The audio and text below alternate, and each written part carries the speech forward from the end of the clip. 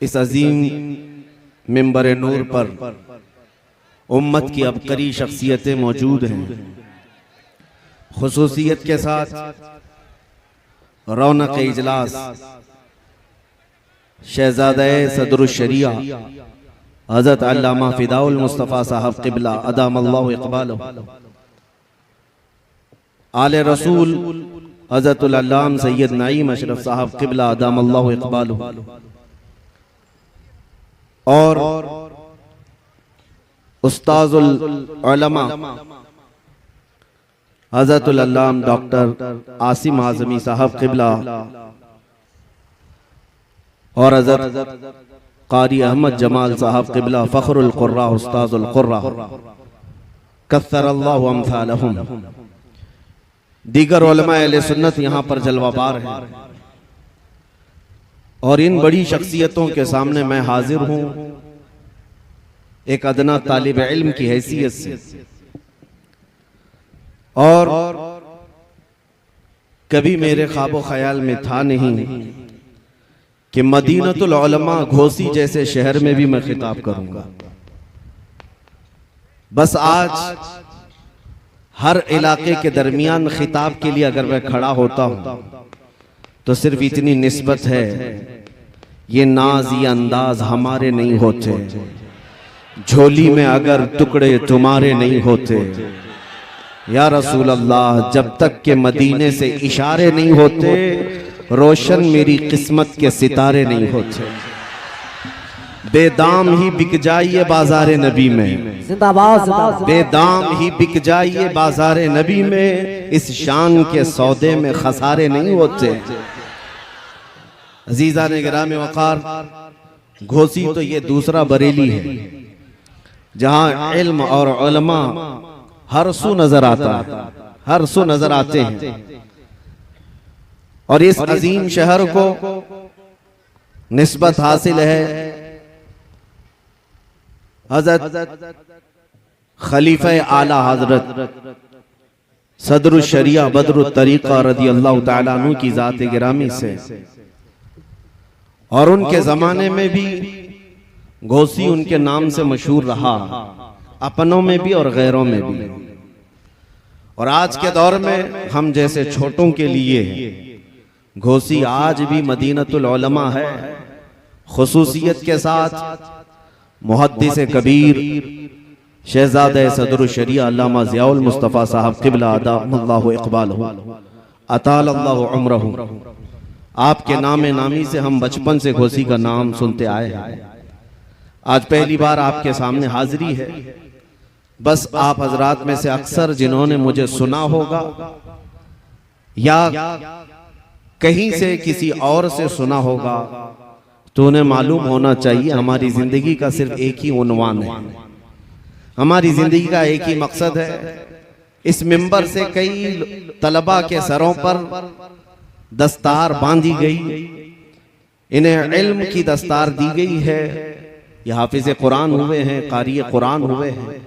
लेकिन मेरे अजीजों, हकीकत में ये दस्तार का माना ये है कि इनके सरों पर उम्मत मुस्तफ़ा की निगहबानी का जिम्मा रखा गया है कि आप ये उम्मत के सामने आए और पीर बन करके नहीं बल्कि मेरे मुस्तफ़ा के सिपाही बन करके उतरे। आज जरूरत है हर आलिम दीन जो किसी दारुल उलूम से फारिग होकर आ रहा है वो उम्मत के दरमियान आए। उम्मत आज तक तकी बांध करके इंतजार कर रही है कब हमारी जमात में सलाहुद्दीन आएगा, आज इंतजार में है कब हमारी जमात में टीपू सुल्तान आएगा। बस ये काम उलमा का है, वो इस बेड़े को संभालें और उतर आए। मैं अपनी तकरीर का उन्वान आप में से अक्सर को अगर मालूम है तो फिर मैं दोहरा देता हूं।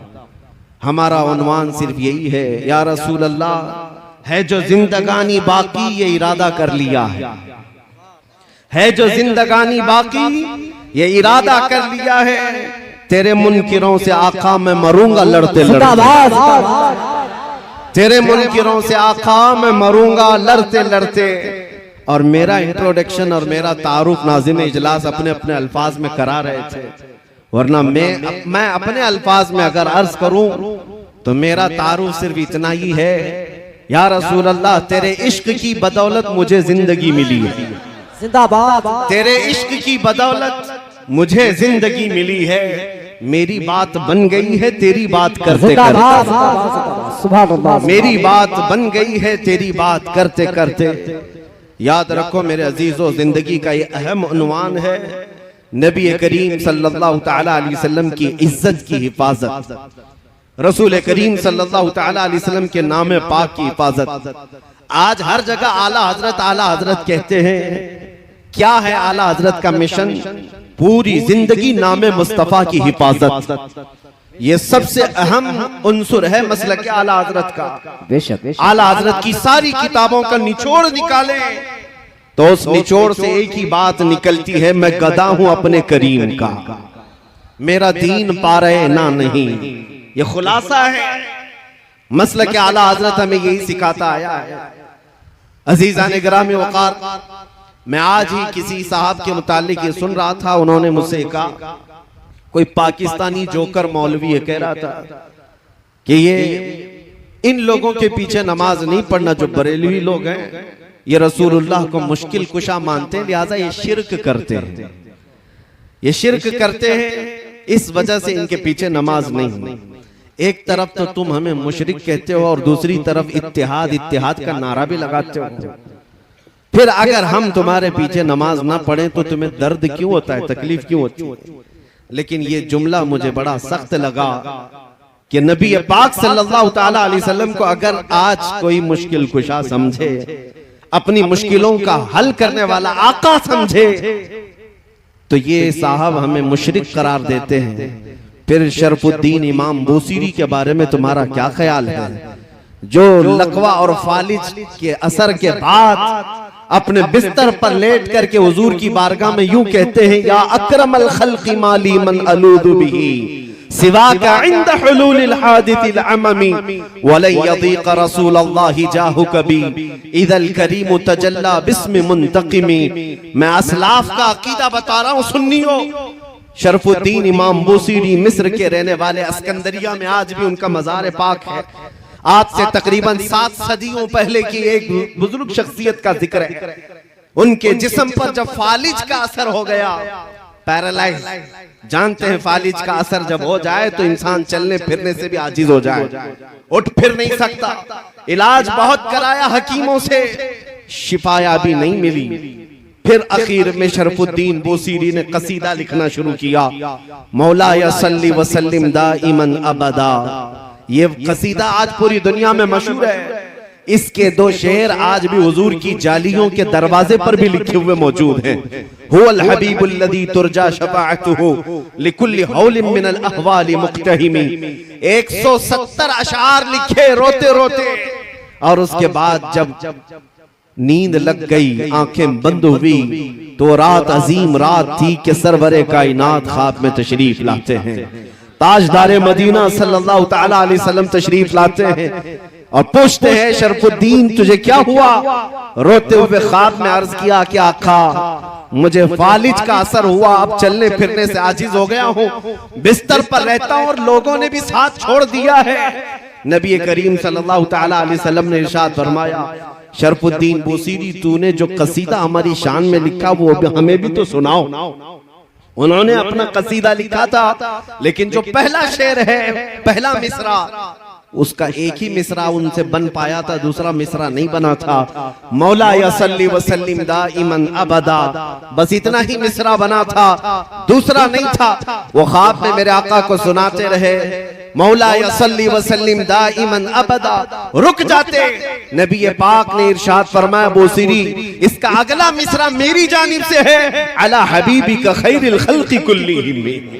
और उसके बाद उनके जिस्म पर अपना हाथ फेरा और रात को अपनी एक चादर उठाकर शरफुद्दीन बूसीरी को अता किया। ख्वाब की बात है, ख्वाब की बात है। और नबी करीम सल्लल्लाहु तआला अलैहि वसल्लम की वफात के 700 साल बाद का वाकया है। हुजूर के पर्दा फरमाने के 700 साल बाद का वाकया है। शरफुद्दीन बोसीरी कहते हैं, सुबह जब मेरी आंख खुली पूरे घर में एक अजीब सी खुशबू महक रही थी, और जब मैं उठने की कोशिश किया तो देखा न मेरे हाथ में फालिज है न पैर में फालिज है, जिस्म सही सलामत है। ख्वाब की बात ख्वाब होती है, लेकिन शरफुद्दीन बोसीरी कहते हैं मेरा जिस्म भी सलामत था, और फिर मैं गौर से देखता हूं तो मेरे बिस्तर पर रात को अता की हुई मेरे मुस्तफा की चादर भी मौजूद थी। 700 साल बाद वो नबी मुश्किल कुशाई करते हैं। यही बुजुर्गों का अकीदा लेकर के बरेली के इमाम ने हमें अकीदा दिया था, उनके अपने पेट से लाया हुआ अकीदा नहीं है। बरेली का अकीदा वही है जो सहाबा का अकीदा था। एक सहाबिया अपने बेटे को लेकर के आई बारगाह मुस्तफा में, कहा या रसूल अल्लाह ये बोलता नहीं है, ये गूंगा है, बचपन से नहीं बोलता, इसके लिए कुछ फरमाए। 8 साल का हो गया, बोलने की ताकत नहीं है, अब दवा क्या की जाए? जिसकी जुबान चलती ही ना हो, पैदाइशी बोलता ना हो। नबी पाक के पास जब वो खातून आई, मेरे अजीजों आज उन लोगों से पूछो वो खातून क्यों रसूलुल्लाह के पास गई? अरे जुबान देना तो अल्लाह का काम है, कुव्वत गोयाई अल्लाह बख्शता है। सहाबिया तो मुस्तफा के दरबार में आई है ये अकीदा देने के लिए, देता अल्लाह ही है, दरवाजा मुस्तफा का होता है, क्योंकि मेरे आका ने फरमाया है इन्नमा अना कासिमुन वल्लाहु युअती, अल्लाह देता है और मैं तकसीम करता हूँ। वो सहाबिया करीब आई हुजूर पाक सल्लल्लाहु अलैहि वसल्लम के पास अपना बेटा लेकर के, हुजूर ने क्या इलाज फरमाया? नबी करीम सल्लल्लाहु ताला अलैहि वसल्लम ने क्या इलाज फरमाया? कुछ नहीं, उस छोटे से नन्हे से बच्चे को करीब बुलाया और पूछा उस बच्चे से कि मन अना, बेटे ए लड़के बता मैं कौन हूँ? वो जो पैदाइशी गूंगा था वो बच्चा बोल पड़ा अशहदु अन्नका मुहम्मद रसूलुल्लाह, मैं गवाही देता हूं कि आप मोहम्मद सल्लल्लाहु अलैहि वसल्लम अल्लाह के रसूल हैं। इसी अकीदे को हमारे इमाम ने फरमाया था, कौन देता है देने को मुंह चाहिए, देने वाला है सच्चा हमारा नबी। और बरेली का अकीदा यही है जिसको हम आशिकाने रसूल फॉलो करते हैं। शाफियो नाफी हो तुम, वाफियो काफी हो तुम, दर्द को कर दो दवा, तुम पे करोड़ों दुरूद। या रसूल अल्लाह बेहुनरो बेतमीज किसको हुए हैं अजीज, एक तुम्हारे सिवा, तुम पे करोड़ों दुरूद। गर्चे है बेहद कसूर, तुम हो अफू व गफूर, बख्श दो जुर्मो खता, तुम पे करोड़ों दुरूद। खल्क के हाकिम हो तुम, रिज़्क के कासिम हो तुम, जो मिला तुमसे मिला, तुम पे करोड़ों दुरूद। अजीज़ान गिरामी वक़ार, आज बात मैं यहां से शुरू कर चुका हूं और आपको ये बताना चाहता हूं कि हमारी जिंदगी का अहम उन्वान है नाम मुस्तफा की इज्जत की हिफाजत। इकबाल ने कहा आबरूए माज़ नाम मुस्तफा, हम सबकी इज्जत और आबरू मुस्तफा के नाम से वाबस्ता है। हर चे दरी दुनिया बादे मुस्तफा, जो कुछ भी इस दुनिया में है वो मेरे मुस्तफा के बाद है। चाहे वो हमारी माँ हो, हमारा बाप हो, हमारा उस्ताद, हमारा पीर, दुनिया का कोई रिश्ता हो, जो भी होगा वो मेरे मुस्तफा के बाद है। इस अकीदे के साथ आज हमें जीना है और शायद आज लोगों में इसी बात को लेकर के कुछ कमजोरियां आई हैं। आज जो दुनिया में हमारी आजमाइशों का दौर चल रहा है, खुसूसियत के साथ हमारे इस मुल्क में देखना, हमारे हजारों मसाइल हैं, लेकिन सबसे ज्यादा छेड़खानी जिस मसले से होती है वो नामूसे रिसालत का मसला है, मेरे मुस्तफा की इज्जत का मसला है। उसकी वजह यह है कि ये जालिम जानते हैं मुसलमान के लिए जान से भी बढ़कर के कोई चीज है तो नबी पाक की इज्जत का मसला है। और इस पर अगर मुसलमानों में ठंडी देखने को मिली, अगर मुसलमानों के दरमियान खामोशी देखने को मिली, तो दुनिया ये समझ जाती है कि अब ये कौम मुर्दा हो चुकी है, इनके अंदर अब जिंदगी बाकी नहीं रह गई। ये फिर हमारा चीर फाड़ और ऑपरेशन शुरू कर देते हैं। लेकिन आज भी मुझे ये एहसास है, मैं आपको एक मिसाल के जरिए से बताऊं। एक डॉक्टर जब ऑपरेशन थिएटर में किसी को ले जाता है, इंजेक्शन देता है, सुन होने का, बेहोशी का इंजेक्शन देता है, या गोली के जरिए से या दवा के जरिए से बेहोश करे। अब बंदा बेहोश हुआ है या नहीं कैसे पहचाना जाए? उसको चूंटी काट करके देखो, कैंची मार करके देखो, या उसका कान खींच करके देखो। अगर हरकत नहीं कर रहा है इसका मतलब है बेहोश हो गया है। हमारा चूंटी काटना उसको पता नहीं चल पा रहा, हमारा उसे हिलाना पता नहीं चल पा रहा है, इसका मतलब है बेहोश हो गया है। अब उसके बाद दूसरा प्रोग्राम शुरू होता है, काटो इसको, फाड़ो, चीरो, जो कुछ करना है करो, जब बेहोश हो। इसी तरह से इन जालिमों ने उम्मत मुस्तफा को बेहोश करने के लिए कई सालों से एक प्लान चला रखा है। मुसलसल तुम्हें दुनियावी अय्याशियों में इस तरह मुब्तला कर रखा है कि हमारी कौम में सबसे ज्यादा नशे को तकसीम कर रखा है। हर जगह, हर मोहल्ला हमारा नशा से लबरेज है। हमारे नौजवानों में एडिक्शन, खास तौर पर कई खतरनाक किस्म के नशों में मुब्तला है। पूरे हिंदुस्तान की बात कर रहा हूं। तुम्हें नशा दे दे करके सुन किया जा रहा था, और इस नशा से अगर पागल नहीं हुआ, जो हेरोइन है, कोकेन है, अफीम है, चरस, गांजा, भंग, तो फिर दूसरा नशा इंटरनेट का दिया गया। इंटरनेट का भी एक नशा है जिसके जरिए से तुम्हारी हालत ऐसी है कि 5 मिनट मोबाइल को छोड़े नहीं रह सकते। सोशल साइट्स पर आज एक सर्वे के मुताबिक 24 घंटों में से कुछ लोग 18 घंटे इस्तेमाल करते हैं। इसका मतलब हुआ कि पूरा सोने के अलावा सारा काम तुम्हारा मोबाइल पे। ये नशा है और छूटने वाला नहीं है जल्दी। ये नशा क्यों दिया गया कि तुम आरी हो जाओ, तुम सब के सब ऐसे बेहोश हो जाओ कि अब तुम्हें किसी बात का एहसास ना हो। अब ट्रायल का वक्त आया, 10 साल से नशा दिया जाने लगा। अब चेक करने का वक्त है कि देखा जाए कि बेहोश है या होश में। अब चेक करने का तरीका क्या है? अब चूंटी काट करके नहीं चेक करते, बल्कि इस्लाम, कुरान और ज़ाते मुस्तफा की तौहीन करके चेक किया जाता है कि ये होश में है या बेहोश हो चुके हैं। अब ये सिलसिला शुरू किया गया। आप क्या समझते हैं? किसी एक कुत्ते को उठा करके भौंकने पर वो लाकर खड़ा करते हैं तो क्या उसके अकेले की ताकत होती है? ये गुफे में बैठे हुए भेड़ियों की इतनी ताकत नहीं होती। ये हुकूमत की सपोर्ट के साथ बड़ी बड़ी लॉबियां इनके पीछे, एजेंसियां इनके पीछे एक गुस्ताखी करने के लिए खरीदे जाते हैं और लाकर खड़े किए जाते हैं, सिर्फ ये टेस्ट करने के लिए करोड़ों मुसलमान हमारे दिए हुए नशे में मदहोश हो गए या अभी भी जिंदा हैं। अरबों को देखा, अरब सो गए। अरबों में अब कोई होश नहीं है। वहां कोई गुस्ताखी करे ना करे उन्हें कुछ फर्क नहीं पड़ता। उनके पड़ोसी मुल्क फिलिस्तीन को खून में नहला दिया जाए उन्हें पता नहीं चलता। शाम तबाह हो जाए, यमन बर्बाद हो जाए, इराक टूट जाए, जल जाए, अरबों के कानों में जूं तक नहीं रेंगती। उनको ऐसा नशा दिया गया है वो उठ नहीं पाते। लेकिन मैंने हिंदुस्तान और अपने बर्रे सगीर के इलाकों को देखा।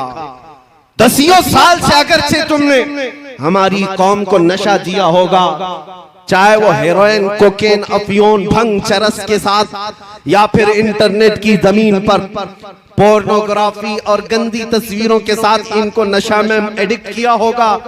लेकिन अब भी मुझे ये यकीन है कि हमारी कौम मुस्लिम हिंदुस्तान में पूरी मरी हुई नहीं है।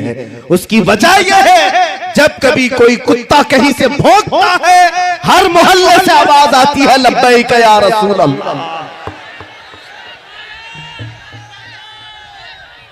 ये तुम्हारा लब्बैक का नारा लगाना इस बात की अलामत है कि ये कौम अभी मुर्दा नहीं है, अभी जिंदा है। मुझे वो बात बार बार कहने पर फख्र होता है। मुंबई की सरजमीन से 2 साल कबल जब एक कुत्ता भौंक रहा था, हमने उससे कहा था हम दिल्ली आते हैं और आकर के तुम्हारे साथ मुकाबला करेंगे। ये हमारे जज्बात थे। लेकिन आपको मैं बताऊं, रमजान का मौसम है, लॉकडाउन चल रहा है और उस वक्त लोग बाहर आना जाना बहुत कम रखते थे। मैं उतर करके अपने ऑफिस से जा रहा हूँ हूँ, एक नौजवान मेरे पास आया, हिप्पी कट है, बालों में डिजाइन है, दाढ़ी में भी डिजाइन है, कहीं बालियां पहना, फटी जीन्स है, मुकम्मल एक आवारगी की शक्ल है। करीब आया, हाथ पकड़ लिया, कहा मुफ्ती साहब आपसे थोड़ी सी बात करनी है। मैंने कहा क्या बात है? कहा सुना है अभी अभी आप दिल्ली जाने की बात कर रहे हैं। मैं ऊपर से नीचे देखता रहा, कहा हाँ आपने सुना है तो सही सुना होगा।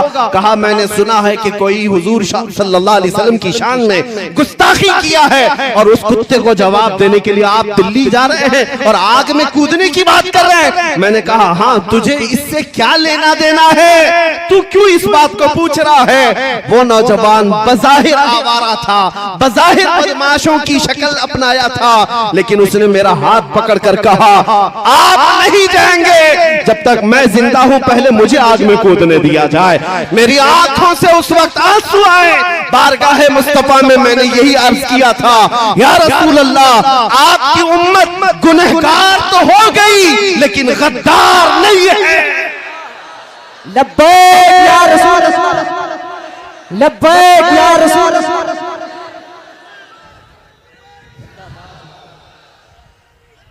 या रसूल, लब्बैक।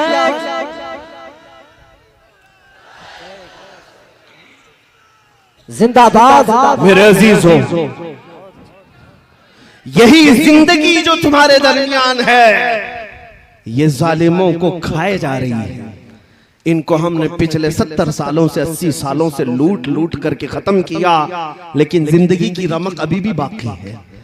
आज रात के 12 बज चुके हैं या 1 बज चुके, इतनी रात को ये भरा मजमा ऐसी जवानी दिखा रहा है जैसे दिन का शबाब लगता हो। क्यों? ये किसी नेता का जलसा नहीं है, ये 100-200 रुपये के लिए जमा किया हुआ वोटों का मजमा नहीं है। और आपको पता होना चाहिए सारे नेता मिल करके भी अगर कोई मजमा इकट्ठा करें तो ऐसा जमा कर सकते हैं कि दोपहर में हरा पट्टा, शाम में नीला पट्टा, फिर रात को लाल पट्टा, वो बदल बदल करके पट्टे इस्तेमाल करने वाले मजमा तो जमा कर सकते हैं। लेकिन मैं उन्हें दावत फिक्र देता हूँ, आओ नेताजी रात के इस मजमे को एक बार देख लो। ये पैसों से बुलाया हुआ नहीं है, बल्कि यहाँ को हर आया हुआ ये अज़्म लेकर के आया है। बात बन पड़ी तो मेरे मुस्तफा के कदमों में गर्दन भी निछावर करो। जिंदाबाद। हर बंदा ये आज़्म लेकर के आता है, जब जरूरत आ पड़े मेरे आका की इज्जत पर मैं अपनी गर्दन लेकर के हाजिर हूँ। इस मजमे में आपके अंदर ये जज्बा है या नहीं? सुन्नी हर एक ये जज्बा रखता है, और यही जिंदगी जो तुम्हारे दरमियान है ये गैरों को खाए जा रही है। आपने कभी महसूस किया, ये सुप्रीम कोर्ट के रिटायर्ड जजों की सर्वे रिपोर्ट है, Shri Krishna report, Sachar committee report, कई रिपोर्टें हैं जो मुसलमानों के हालात ज़ार पर बनी हुई। हिंदुस्तान में मुसलमानों के हालात क्या है? तवज्जो, रिपोर्टों में ये कहा गया है कि ये कौम इतनी बैकवर्ड हो गई है, दलित समाज से भी नीचे की जिंदगी गुजार रही है। इनके अंदर एजुकेशन 2.5% रह गया है, यानी 100 में से सिर्फ 2.5 लोग पढ़े लिखे हैं। ये सब रिपोर्ट इनकी है, पढ़े लिखे नहीं है, इनके अंदर सियासत का शऊर नहीं है, कहीं पर भी चले जाते हैं। रिपोर्ट में ये भी है गरीबी की सतह से नीचे की जिंदगी गुजार रहे हैं। रिपोर्ट में ये भी है कि सबसे ज्यादा कम जॉब में यही लोग हैं, डिपार्टमेंट में ओहदे में इनका कोई नुमाइंदा ज्यादा नहीं है, इनकी क़यादत भी नहीं है कि किसी एक पर मुत्तफिक होते हैं। सारी रिपोर्टें मौजूद हैं, हमने भी देखा, सर्वे को देखा। ये कौम इतनी कमजोर है, 14% है और टूटी बिखरी हुई है। एजुकेशन की कमी है, सियासत की कमी है, इक्तिदार में नहीं है, ओहदों में नहीं है, क़यादत मफकूद है। फिर दूसरी बात ये हमें फिक्र में लाती है, जब इतनी टूटी फूटी जमात है तो फिर आज हर इलेक्शन का मुद्दा मुसलमान ही क्यों बनता है, और सारे टीवी चैनल हम पर ही भोंकते क्यों? ऐसे चैनल हैं उनकी दुकान हमारा नाम लिए बगैर चलती नहीं। हाँ, सुबह से शाम तक कोई भी न्यूज चैनल हो, अजान, दाढ़ी, टोपी, बुर्का, मस्जिद, मीनार, सारा न्यूज इसी में भरा हुआ है। क्यों? अरे हिंदुस्तान में और भी कौमें जीती हैं, यहाँ सिख भी हैं, ईसाई भी हैं, पारसी भी हैं, जैन भी हैं, लेकिन हर शो में हम ही हम हैं। क्यों? कुछ बात तो है कि मिटती नहीं हस्ती हमारी। जिंदाबाद। इकबाल ने कहा है कुछ बात तो है कि मिटती नहीं हस्ती हमारी। सदियों रहा है दुश्मन दौरे ज़मां हमारा, तौहीद की अमानत सीनों में है हमारे। आसान नहीं मिटाना नामो निशा हमारा। यूनानो मिस्र रोमा सब मिट गए जहां से, बाकी मगर है अब तक नामो निशा हमारा। क्यों? किस वजह से हम सारे डिबेट का मुद्दा बनते हैं? सारी जगह पर हॉट टॉपिक कौन है? अरे जिनके पास पूरी मेजॉरिटी है उनको भी जीतने के लिए हमारा नाम लेना पड़ता है। हमारा नाम कौम में अगर लोगों के अंदर जज्बात भड़काना है तो यहाँ पर लड़ाने के लिए भी हमारा ही नाम लिया जाता है। मेरे अजीजों, मैं ये सियासी बातें नहीं कर रहा हूँ, ये मैं तुम्हें एहसास दिला रहा हूँ। कभी कभार कुत्ते भौंक भौंक करके तुम्हें बताते हैं कि तुम गीदड़ नहीं, तुम शेर हो, रसूलुल्लाह के शेर हो। तुमने अपनी हैसियतें भुला दी, तुमने अपने अक़दार को महसूस नहीं किया। तुम्हारी जिंदगी से आज भी दुनिया परेशान है। घबरा गई है गर्दिशे दौरां कभी कभी, दीवान गाने इश्क़े मोहम्मद को देखकर घबरा गई है गर्दिशे दौरां कभी कभी।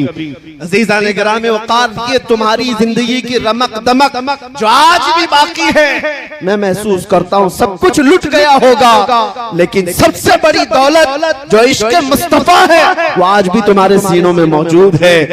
ये अगर है तुम्हारे पास तो दोबारा उठ खड़े होने में कोई दिक्कत नहीं है, हमारे जमा होने में कोई दिक्कत नहीं है। फिर से ये कौम जिंदा होगी, ताबिंदा होगी और हर जगह फिर परचम इस्लाम लहराएगी। हाँ, अगर दिल से मेरे मुस्तफा का नाम निकल गया तो फिर चलती फिरती लाशें हैं, इनसे कुछ होना नहीं है। याद रखो, हमारी जिंदगी में जो कुछ भी है वो मेरे मुस्तफा की बरकत से है। वो जो न थे तो कुछ न था, वो जो न हो तो हर सुन्नी जानता है, वो जो ना हो तो कहां पर हमारी जिंदगी में भी वो जो ना हो तो, हमारी हर चीज में वो जो ना हो तो। अरे कब्र में भी जाओगे, फरिश्ते दो सवाल करेंगे, तुम्हारा रब कौन है, तुम्हारा दीन क्या, यहाँ तक बहुत सारे बोल पड़ेंगे। तीसरा सवाल जो फरिश्तों का है, हुजूर को दिखा करके ही पूछेंगे इनके बारे में क्या कहता था। वो जो ना हो तो कब्र में भी तुम्हें वहां पर भी जरूरत है। और वहीं आकर के मुनाफिक फंस जाता है, उनको छोड़ा तो फिर तुम्हारी कब्र में भी खैरियत नहीं है। हश्र में चलो उठे, वहां तो हिसाब किताब का दिन है। आदम अलैहिस्सलाम से लेकर ईसा अलैहिस्सलाम तक कौम पूरी मखलूक फिरती रही। खलीलो नजी मसीहो सफी सभी से कहीं न बनी, ये बेखबरी की खल्क फिरी कहां से कहां तुम्हारे लिए। फिर मखलूक कहां आई, मेरे मुस्तफा के पास आई। अब फिर मैं पूछता हूं, ऐ सुन्नियों, मैदान महशर में भी वो जो ना हो तो, वो जो ना हो तो कुछ ना हो। इसलिए जान है वो जहान की और जान है तो जहान है। जब तुम्हें मालूम है जिंदगी में वो जो ना हो तो कुछ ना हो, कब्र में भी वो जो ना हो तो कुछ ना हो, हश्र में भी वो जो ना हो तो कुछ ना हो। तुम्हें जब ये पता चल गया कि हर चीज की जड़ मेरे मुस्तफा की जात है, तो बरेली के इमाम जो 100 साल से तुम्हें पुकार रहे हैं उनकी बात सुन लो। आज ले उनकी पनाह, आज मदद मांग उनसे, आज ले उनकी पनाह, आज मदद मांग उनसे। कल मानेंगे क़यामत में अगर मान गया। याद रखो मेरे अजीजों, हुजूर पाक सल्लल्लाहु तआला अलैहि वसल्लम को छोड़कर जिंदगी में कुछ नहीं है। सहाबा ताबईन रिज़वानुल्लाहि अलैहिम अजमईन इस अजमत के पहलू को समझ चुके थे, इसलिए उन्होंने दुनिया को ठोकर मार दी थी। जानते हैं उनके नजदीक किसी भी चीज की अहमियत नहीं थी। आज ये बातें मैं आपको एहसास दिला रहा हूं। जब कभी जरूरत तुम्हारी जिंदगी में आए, मैं हर नौजवान को बेदार करना चाहूंगा इस बात को लेकर, सारे मसले सारे मुद्दे एक जगह रख देना। मेरे मुस्तफा के नाम की इज्जत अलग है, ये मकाम ही अलग है। और अगर तुमने फिक्र किया तो अल्लाह ताला तुम्हारे सारे मसाइल को यूं ही हल फरमाएगा। बेशक सारे मसाइल यूं ही हल हो जाएं। आज लोग बैठक करते हैं, मीटिंगें करते हैं, कॉन्फ्रेंसें हैं, सेमिनार हैं, यानी मुस्लिम मसाइल के हल के लिए। कितने मसाइल के हल के लिए हम सर जोड़ कर बैठते हैं, लेकिन मेरे अजीजों, एक मसले पर आप मुत्तफिक हो जाओ, सारे मसाइल का हल अल्लाह मुसब्बिबुल अस्बाब गैब से पैदा करेगा। वो एक मसले पर मुत्तफिक होना किस बात पर है कि मोहम्मद से वफातून है, कि मोहम्मद से वफातून है। तो हम तेरे हैं, ये जहां चीज है क्या, लौह कलम तेरे, जिंदाबाद जिंदाबाद। सारी कायनात तुम्हारी तरफ मोड़ दी जाएगी। उनके जो हम गुलाम थे, खल्क के पेशवा रहे, उनसे फिरे जहां फिरा, फिर आई कमी वकार में। सहाबा की बात मैं बताऊं, एक सहाबिया मैं जंग के मैदान में जाने से पहले अपने 1.5 साल बच्चे को लेकर आती है, हुजूर की बारगाह में अर्ज करती है, सारे मुजाहिदीन आपके साथ जा रहे हैं, मेरा ये बच्चा भी आप कबूल फरमा लें। 1.5 साल का बच्चा जंग में क्या करेगा? उस खातून के जज्बात को कदर से देखो, हजारों सलाम उनकी इज्जत पर।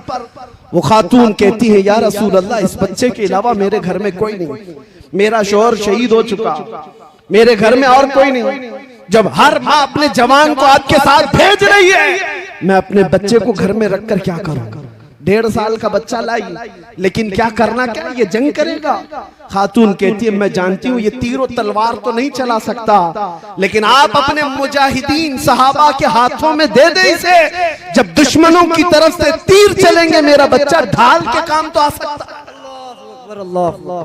मेरा बच्चा ढाल के काम आ सकता है। उनके जज्बात को लाखों सलाम, जिन्होंने मेरे मुस्तफा के लिए अपना सब कुछ कुर्बान किया है। आपको पता है, ओहद के मैदान में एक खातून दौड़ी चली आ रही है, जिसको किसी ने खबर दिया कि तुम्हारे शौहर शहीद हो गए, फिर किसी ने कहा तुम्हारा बेटा भी शहीद हुआ, फिर किसी ने कहा तुम्हारा भाई भी शहीद हुआ। वो खातून अपने रिश्तेदारों की शहादत की खबर सुन रही है। आज अंदाजा करो, औरत के लिए एक बेटे का मर जाना कितना बड़ा मामला है। पूरा घर आसमान सर उठा लेती है, उसका रोना धोना आप देखते होंगे। एक जवान बेटा किसी का चला जाए, ये बोलना आसान है, प्रैक्टिकल बहुत मुश्किल है। एक खातून को जब ये कहा जा रहा है कि तेरा बेटा शहीद हुआ, तेरा भाई शहीद हुआ, तेरा शौहर शहीद हुआ, वो खातून का जवाब सुने, आने वाले से पूछती है, सारे लोग मेरे रिश्तों के इंतकाल की खबर दे रहे हो, जरा ये तो बताओ आमीना का लाल सलामत है या नहीं? जिंदाबाद जिंदाबाद। मुस्तफा करीम सलामत है या नहीं? आने वाले ने कहा, ऐ खातून, अल्लाह के रसूल सलामत है। वो खातून अपना आंचल निकालती और कहती है, कुल्लु मुसीबतिन बादक जुललुन या रसूल अल्लाह, ऐ अल्लाह के रसूल, अगर आप सलामत हैं तो हर मुसीबत आसान है, हर मुसीबत छोटी है। ये सहाबा का जज्बा था। उन्होंने ज़ात मुस्तफा और नाम मुस्तफा के एहतराम में अपना सब कुछ लुटाया। आपको पता है, उन्होंने ना अपने माल की तरफ देखा है, ना अपने औलाद की तरफ, ना अपने घर बार की तरफ। हालांकि ऐसा नहीं है कि आपको ये कहा जाए कि तुम अपने घर बार सब छोड़ दो, तुम्हारे घर बार की फिक्र तुम्हारे लिए जरूरी है, लेकिन जब मेरे मुस्तफा करीम की जात का मामला है और फिर पूरी दुनिया एक तरफ हो, उस वक्त तुम्हारा इम्तिहान है, तुम किसका इंतखाब करते हो, तुम किसका इंतखाब करते हो। इसलिए अभी चंद दिनों पहले एक सियासी आदमी थे बेचारे, वो कह रहे थे, मौलाना आप तो तकरीरें बहुत सारे करते हैं, लेकिन इलेक्शन आता है तो आपको पता है मुसलमानों को हम तो इधर से उधर नचा देते हैं, मुसलमानों को नचा देते हैं, सारी पार्टियों में तो जय जय करते हुए आपके लोग घूमते रहते हैं। वो हमें तंज कर रहे हैं, टॉन्ट मार रहे हैं, ताना मार रहे हैं। मैंने कहा, हो सकता है आप 500 रुपये देते होंगे तो आपके पास भी जाते होंगे, फिर कोई दूसरी पार्टी वाला 1000 देता है तो उसके पास भी जाते होंगे, यही आप कह रहे हैं ना? उन्होंने कहा, सब जगह तो ये झंडे ले ले करके जाते हैं और पैसा वसूल करते हैं। मैंने कहा, होता होगा, मानता हूं मैं ये बात कि हमारे नौजवान या कोई भी जवान जाते होंगे इस पार्टी में उस पार्टी में, पैसा लाते होंगे। मैंने कहा, कान खोल करके सुन लो, मुझे ये यकीन है हमारे मुआशरे के मुत्तकी परहेजगार आदमी की बात नहीं करना, एक जाहिल से जाहिल लड़के को भी खड़ा कर देना मेरे साथ। सियासी आदमी से मैंने कहा आप भी अगर मेरी इस बात से इत्तेफाक रखते हैं तो मेरा साथ देंगे इंशाअल्लाह। उनसे मैंने यही कहा होता होगा 500,000 में इधर उधर दर बदलूपन, लेकिन कभी ऐसा करो किसी मोहल्ले से एक आम जवान को लाकर खड़ा करो, जाहिल से जाहिल आदमी। तुम 1 करोड़ रुपए लेकर खड़े रहना, पार्टी की बात मत करना, पार्टी की बात मत करना। इस एक जाहिल जवान के सामने 1 करोड़ रुपए इधर रखो, एक तरफ गुंबदे खजरा की तस्वीर रखो और फिर पूछो उससे कि तुझे ये चाहिए या ये चाहिए। मैं उनसे कहा मैं बगैर देखे, विजदान मेरा कहता है, यकीन मेरा कहता है, हिंदुस्तान के शुमाल से लेकर जुनूब तक, मशरिक से मगरिब तक हमारे मोहल्लों में जीने वाला एक आम बच्चा भी ये कहेगा ले जा तेरे 1 करोड़ की दौलत। मैं ठोकर मारता हूँ, अपना सब कुछ गुंबदे खजरा कल भी था और आज भी है, मेरे नबी से मेरा रिश्ता कल भी था और आज भी है। बतला दो गुस्ताखे नबी को गैरत सुन्नी जिंदा है, उन पे मर मिटने का जज्बा कल भी था और नारे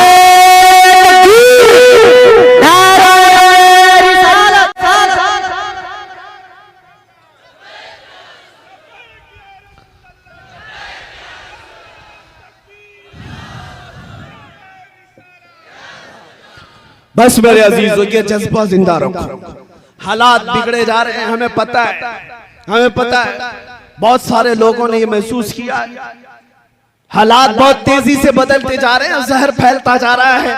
ऐसे हालात में इतना सख्त नहीं बोलना चाहिए। बहुत सारे लोग मुझसे कहते हैं, मैं उनसे अर्ज करता हूं बड़े अदब के साथ, आपके मशवरे सर आंखों पर, लेकिन अब भी ना बोले तो फिर कब बोलेंगे? अब भी ना बोले तो कब बोले? जब उम्मत मुस्तफा पर हालात ऐसे आ गए हो कि बोलना भी आज मौत की सजा के जुर्म के बराबर है। आज के हालात में मेरे अजीजों अफजल जिहाद है, इन अफजल जिहादी कलिमत हक़्क़िन इंद सुल्तानिल जाइर। जालिम बादशाह की मौजूदगी में हक बात का ऐलान करना सबसे अफजल जिहाद। आप तमामी हजरात से मैं इतना कहूंगा, हालात से घबरा कर, खौफजदा होकर, डर कर जीने की जरूरत नहीं। तुम्हारा दीन सच्चा है, तुम्हारा नबी सच्चा है, कुरान किताब अल्लाह की सच्ची है, तुम्हारा खुदा सच्चा है। जब खुदा सच्चा, दीन सच्चा, रसूल सच्चा, किताब सच्ची, तो सर झुकाकर नहीं सर उठाकर जीना है। डरे वो कौम जो चोर हो, डरे वो जो मुजरिम हो। अज़ीज़ान गिरामी वक़ार, ज्यादा से ज्यादा आज के हालात नहीं, हर जमाने में उम्मत मुस्तफा के साथ ऐसी ही हालात रहे। सतीजा कार रहा है अजल से ताइमरोज, शरारे बू लहबी से चरागे मुस्तफा। हर जमाने में ये हालात रहे। लोग ये कहते हैं हालात बुरे हैं, संभल करके रहना चाहिए। मुझे बताओ करबला के मैदान में कौन से अच्छे हालात थे? बद्र जब वाक़या हुई कौन से हालात थे?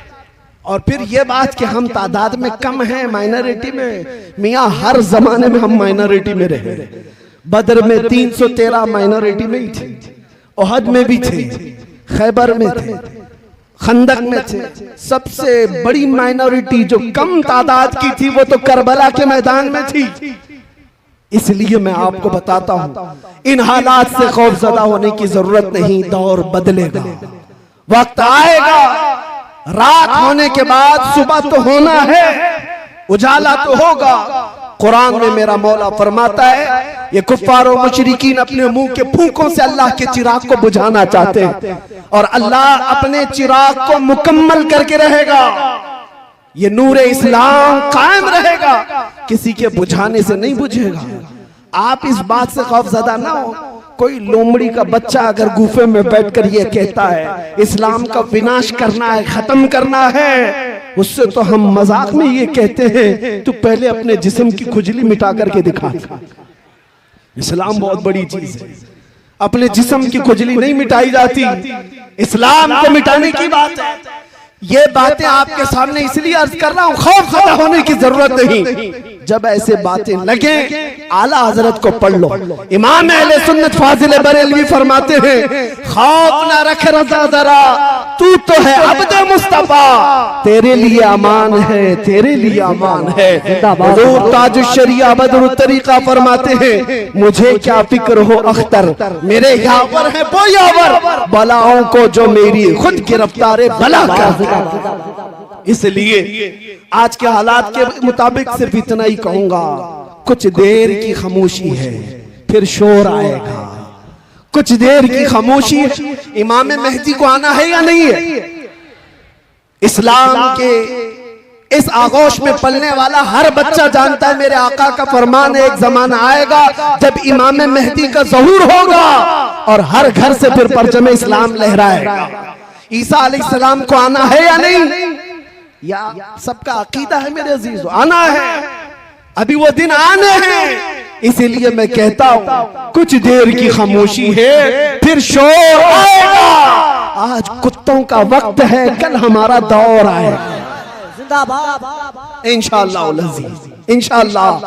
हम आजमाइश के दौर में चल रहे हैं। आज सिर्फ तुम्हारी जिम्मेदारी इतनी है, इतनी जिम्मेदारी है कि इस बात पर जमे रहो, जो जान मांगे तो जान दे दे, जो माल मांगो तो माल दे दे, मगर ये हमसे कभी ना होगा नबी का जाहो जलाल देते।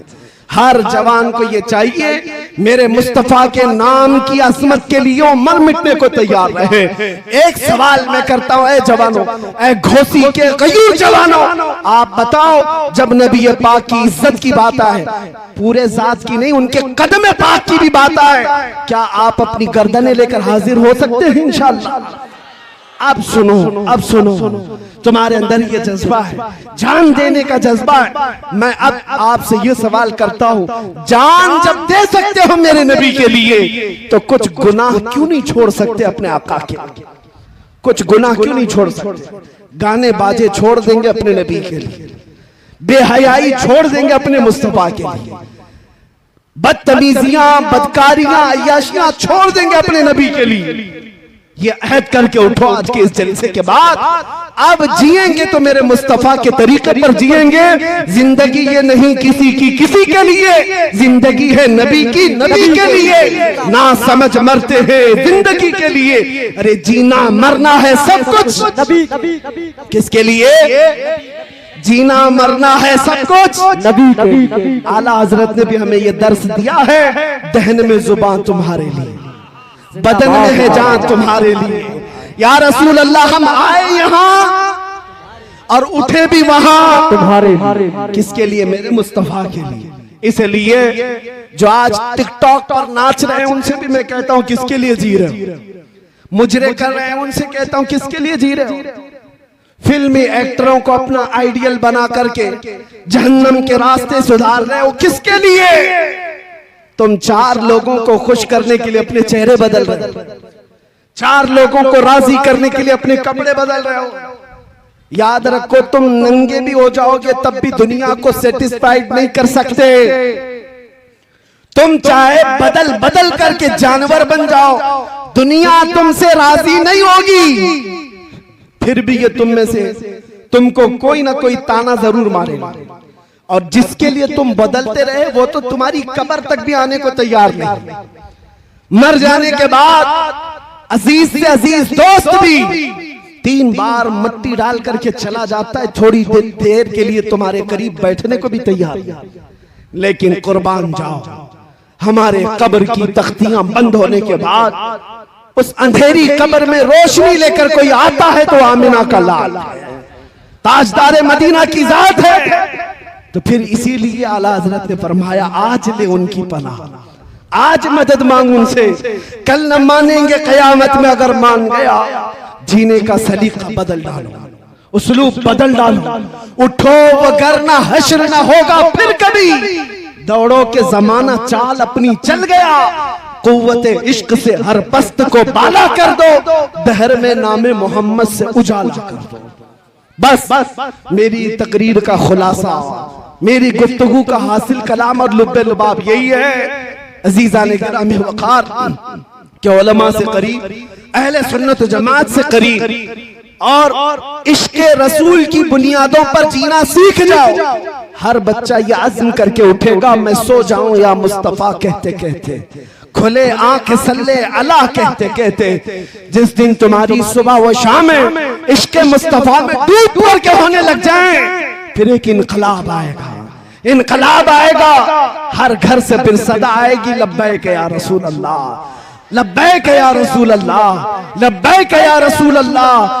आप ये मत समझना कि सिर्फ एक जुबानी नारा है, बल्कि ये सिर्फ नारा नहीं है, अच्छे अच्छे खीमों के चूल्हे हिला देने वाले अल्फाज हैं, बड़ी बड़ी ताकतों को ज़ेरो ज़बर करने वाली ये नारों की गूंज है, तुम्हें अंदाजा भी नहीं।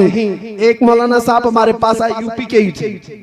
यूपी के मुतालिक हमें बार बार डराया जाता है। जब भी मैं मुंबई से यूपी के किसी जलसे में आता हूँ, सब हमसे कहते हैं यूपी जा रहे हैं, यूपी में बड़े हालात खराब हैं, यहाँ तो बिल्डोजर चलता है, यहाँ बड़े हालात खराब हैं। हम उनसे एक ही बात कहते हैं, सबसे ज्यादा क्या होगा, बिल्डोजर ही चलाएंगे, इससे ज्यादा क्या है, इससे ज्यादा कुछ नहीं। उन्हें अभी पता नहीं हम बिलाले हबशी के वारिसीन हैं, जिंदाबाद। उन्हें अभी पता नहीं खुबैब इब्ने अदी हमारे अकाबिर में से हैं, और उन्हें ये पता नहीं अंग्रेज इससे भी बड़े काम कर चुके। किफायत अली काफी रहमतुल्लाह ताला अलैह को गिरफ्तार करके उनके जिस्म पर स्त्री फेरा था 7 दिन तक, गरम स्त्री फेरते थे, और फिर जब चमड़ी जल जाती थी तो नमक छिड़कते थे। लेकिन उस आलिम रब्बानी ने हर तकलीफ गवारा कर ली, अंग्रेजों की बैत कबूल नहीं की, अंग्रेजों की हुकूमत की हिमायत नहीं की, यहाँ तक के फांसी के फंदे पर चढ़ाया गया किफायत अली काफी को। बिल्डोजर वाले सुनो, अभी भी उलमाए हक मौजूद हैं, किफायत अली काफी के वारिसीन हैं। जिस दिन किफायत अली काफी को सूली पर चढ़ाया जा रहा था, उनसे पूछा जा रहा था आखिरी कोई ख्वाहिश है, तो किफायत अली काफी ने कहा आखिरी ख्वाहिश सिर्फ इतनी है, एक बार मेरे मुस्तफा की नात पढ़ लो, और फिर गुनगुनाना शुरू किया, कोई गुल बाकी रहेगा न चमन रह जाएगा, पर रसूलुल्लाह का दीने हसन रह जाएगा, सब फना हो जाएंगे काफी वो, लेकिन हश्र तक नाम हजरत का जुबानों पर चलन रह जाएगा। आपको पता है 3,000 अंग्रेजों ने मिलकर के किफायत अली काफी को मुरादाबाद में फांसी पर चढ़ा दिया था। 1857 गदर का मामला है, और अंग्रेज 8 दिन तक जश्न मनाते रहे कि हम एक आशिक रसूल को खत्म कर दें। ये किफायत अली काफी बड़े आशिक रसूल, उनकी जुबान में अल्लाह ने बला की तासीर दी, लोगों के कान खड़े हो जाते जब वो बोलते, और अंग्रेजों को ये बात बड़ी दिक्कत थी, दुश्वार गुजार थी। फांसी पर चढ़ाया, खूब जश्न मनाया। इन जालिम कुत्तों को पता नहीं मेरे मौला का कानून क्या है, दस्तूर कुदरत क्या है। अरे ये एक आशिक रसूल किफायत अली काफी को मुरादाबाद में फांसी पर चढ़ा रहे हैं, और उसी के पड़ोस शहर बरेली में अल्लाह रब्बुल इज्जत इमाम अहमद रजा को पैदा कर। एक चिराग बुझाओगे, मौला दूसरा ऐसा चिराग रोशन करेगा। फिर वो बरेली का इमाम खड़ा हुआ और अपने नौके कलम से ऐसा भरने लगा इश्क रसूल के चप्पे चप्पे से फिर आवाज आने लगी, डाल दी कल्ब में अजमत मुस्तफा सैयदी आला हजरत पे लाखों सलाम। ऐसा इश्क भर दिया, जब दुनिया भौंक रही थी नबी को क्या कहना चाहिए, इतना कहना चाहिए, उतना कहना चाहिए, तब वो हमें अपने कलम से अकीदे भर भर कर दे रहा था। इतना कहना उतना कहना छोड़ दो, यूं कहो उस बारगाह में सरवर कहूं के मालिको मौला कहूं तुझे, बाग़े खलील का गुले ज़ैबा कहूं तुझे, तेरे तो वस्फ़े तनाही से है बड़ी, हैरान हूं मेरे शाह मैं क्या क्या कहूं तुझे। लेकिन रज़ा ने खत में सुखन इस पे कर दिया, खालिक का बंदा खल्क का आका कहूं तुझे।